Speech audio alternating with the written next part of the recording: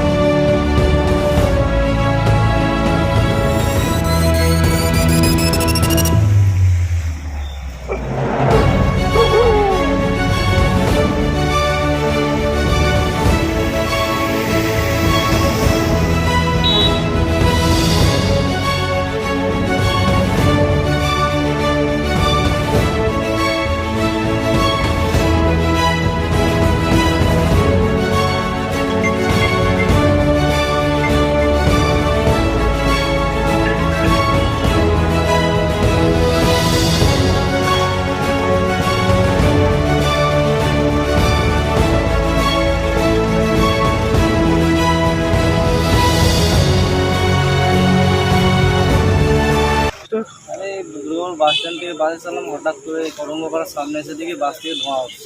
ঠিক আছে, এটাই লাস্ট বাস। আমি বুড়ার থেকে আসছি ডিউটি করে, ঠিক আছে, জার্নি করে অত দূর এসেছি। এবার বাসে চেপে এই পরিস্থিতি দেখছি, ঠিক আছে। হঠাৎ করে দেখি বাসের ইঞ্জিন থেকে ধোঁয়া উঠছে, সামনে থেকে ধোঁয়া হচ্ছে। এখন বাসের কন্ট্রাক্টররা কিছু বলতে পারছে না কতক্ষণ কি সময় লাগবে, ঠিক আছে। আমরা মিনিট 15-20 হয়ে গেলো দাঁড়িয়ে আছি। মানে এরপরে যে ঘর যাবে বুঝতে পারছেন না কি ঘর যাবেন, বাস কেটে গেছে। আমার বাড়ি বিধাননগর, প্রায় এখান থেকে 5 কিলোমিটার।